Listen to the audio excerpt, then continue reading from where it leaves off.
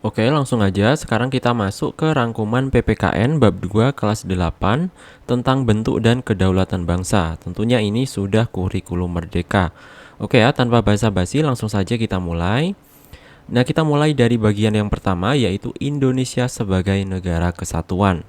Oke, mari kita baca sama-sama. Indonesia sebagai negara kesatuan.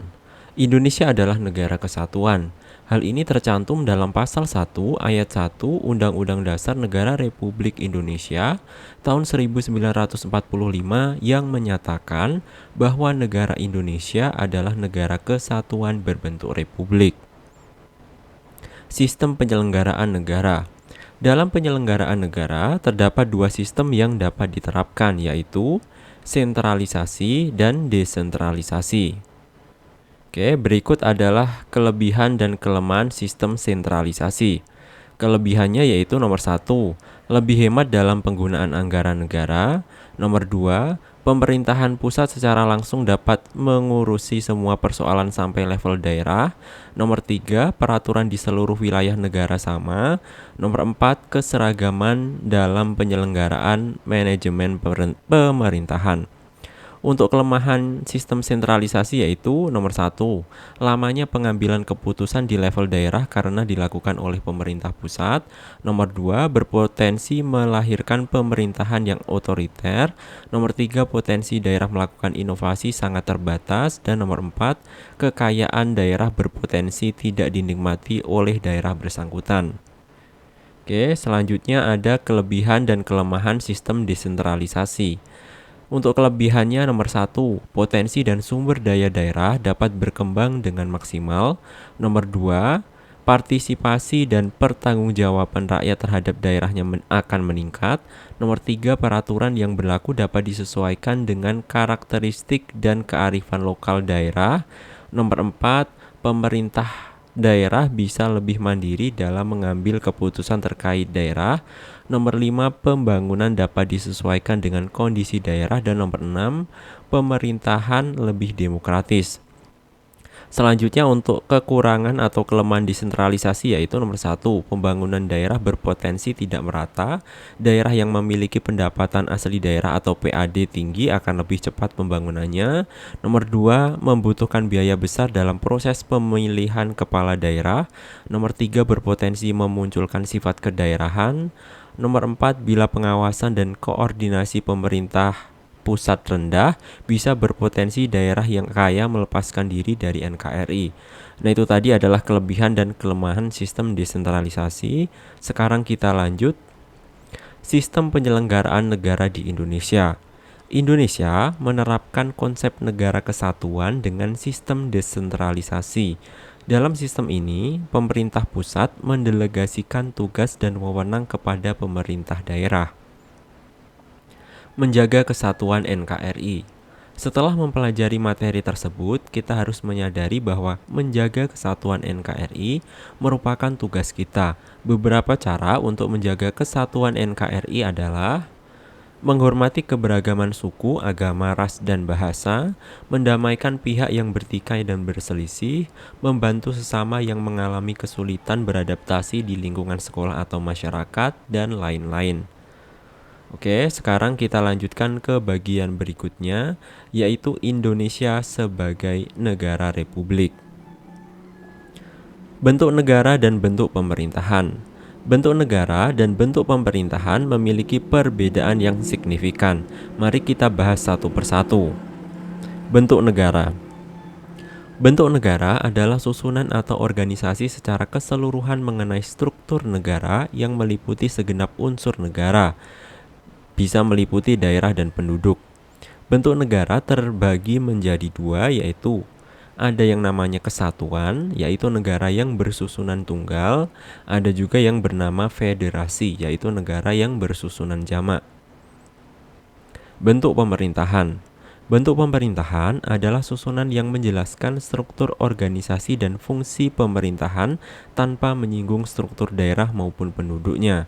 Bentuk pemerintahan terbagi menjadi dua, yaitu ada bentuk pemerintahan monarki, yaitu suksesi pemerintahan diwariskan secara turun-temurun, ada juga bentuk pemerintahan yang berupa republik, yaitu suksesi pemerintahan dilakukan melalui mekanisme pemilihan umum.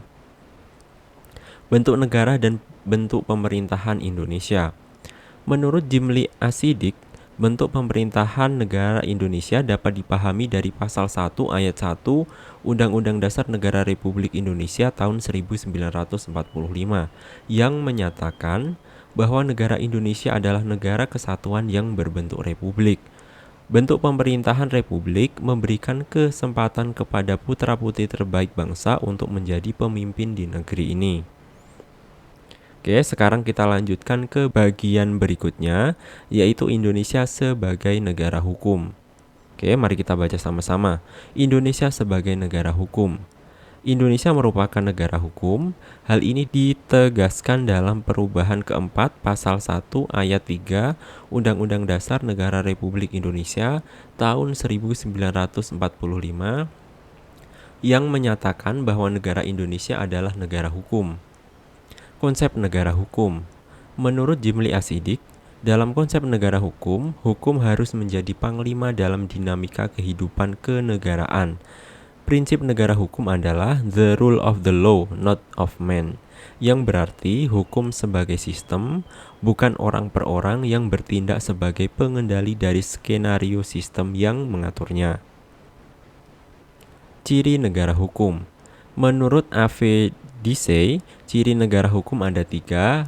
Yang pertama yaitu supremacy of law atau supremasi hukum, yaitu semua permasalahan yang terjadi dalam kehidupan bernegara diselesaikan dengan hukum. Selanjutnya nomor 2 ada equality before the law, persamaan dalam hukum, yaitu setiap warga negara memiliki kedudukan yang sama di dalam hukum. Dan yang terakhir nomor 3, due process of law atau asas legalitas hukum, yaitu semua kebijakan dan tindakan pemerintah harus didasarkan pada peraturan perundang-undangan yang sah dan tertulis. Implementasi ketaatan hukum. Sebagai warga negara yang baik, ketaatan hukum dapat dicerminkan dalam sikap berikut ini: hadir ke sekolah tepat waktu, melaksanakan tugas piket kelas dengan penuh tanggung jawab, mengikuti seluruh kegiatan di sekolah dengan baik dan amanah, dan lain-lain. Oke, kita lanjutkan ke bagian berikutnya, yaitu Indonesia sebagai negara yang berkedaulatan rakyat. Perubahan kedudukan MPR. Majelis Permusyawaratan Rakyat atau MPR pada awalnya merupakan lembaga tertinggi negara. Hal ini tertuang dalam pasal 1 ayat 2 Undang-Undang Dasar Negara Republik Indonesia tahun 1945 sebelum amandemen, yang bunyinya, kedaulatan adalah di tangan rakyat dan dilakukan sepenuhnya oleh Majelis Permusyawaratan Rakyat. Namun, pasal tersebut kemudian diamandemen menjadi, kedaulatan adalah di tangan rakyat dan dilaksanakan menurut Undang-Undang Dasar. Perubahan ini mengindikasikan bahwa kedaulatan rakyat dipercayakan kepada MPR yang terdiri dari Dewan Perwakilan Rakyat DPR dan Dewan Perwakilan Daerah DPD. Badan-badan perwakilan rakyat. Badan-badan perwakilan rakyat yang melaksanakan kedaulatan rakyat terdiri dari Majelis Permusyawaratan Rakyat MPR, Dewan Perwakilan Rakyat DPR, Dewan Perwakilan Rakyat Daerah Provinsi DPRD Provinsi, Dewan Perwakilan Rakyat Daerah Kota atau Kabupaten atau bisa disingkat DPRD Kota atau Kabupaten, dan yang terakhir ada Badan Permusyawaratan Desa. Batasan kedaulatan rakyat. Meskipun kedaulatan negara berada di tangan rakyat, hal ini tidak berarti rakyat memiliki kekuasaan tanpa batas untuk mengatur negara. Indonesia merupakan negara yang berkedaulatan rakyat sekaligus berkedaulatan hukum. Dengan demikian, kedaulatan rakyat memiliki batasan dan aturan yang harus dipatuhi. Kedaulatan rakyat di Indonesia berpegang teguh pada Pancasila dan harus sesuai dengan sila-sila yang terkandung di dalamnya. Asas pokok kedaulatan rakyat. Kedaulatan rakyat yang berdasarkan pada Pancasila memiliki 2 asas pokok, yaitu asas kerakyatan dan asas musyawarah. Asas kerakyatan adalah asas kesadaran akan cinta kepada rakyat, manunggal dengan cita-cita rakyat, berjiwa kerakyatan, menghayati kesadaran seperjuangan dan cita-cita bersama. Selanjutnya asas musyawarah, bermakna setiap kebijakan harus memperhatikan aspirasi rakyat, baik yang disampaikan melalui MPR maupun secara langsung, dan dilaksanakan dengan mengedepankan mekanisme musyawarah. Prinsip-prinsip kedaulatan negara Republik Indonesia. Prinsip-prinsip kedaulatan negara Republik Indonesia diatur dalam Undang-Undang Dasar Negara Republik Indonesia tahun 1945 sebagai berikut. Kedaulatan berada di tangan rakyat dan dilaksanakan menurut Undang-Undang Dasar. Ini tertuang dalam pasal 1 ayat 2. Selanjutnya, Majelis Permusyawaratan Rakyat atau MPR berwenang mengubah dan menetapkan Undang-Undang Dasar. MPR melantik presiden dan atau wakil presiden. MPR hanya dapat memberhentikan presiden dan atau wakil presiden dalam masa jabatannya menurut Undang-Undang Dasar. Ini tetap tertuang dalam pasal 3. Selanjutnya, presiden tidak dapat membekukan dan atau membubarkan Dewan Perwakilan Rakyat. Ini tertuang dalam pasal 7C. Dan yang terakhir, presiden dibantu oleh menteri-menteri negara. Menteri-menteri itu diangkat dan diberhentikan oleh presiden. Setiap menteri membidangi urusan tertentu dalam pemerintahan. Pembentukan, pengubahan, dan pembubaran kementerian negara diatur dalam undang-undang yang tertuang dalam pasal 17. Oke, itu tadi adalah video kali ini. Mudah-mudahan apa yang saya sampaikan dapat bermanfaat dan sampai jumpa di video selanjutnya.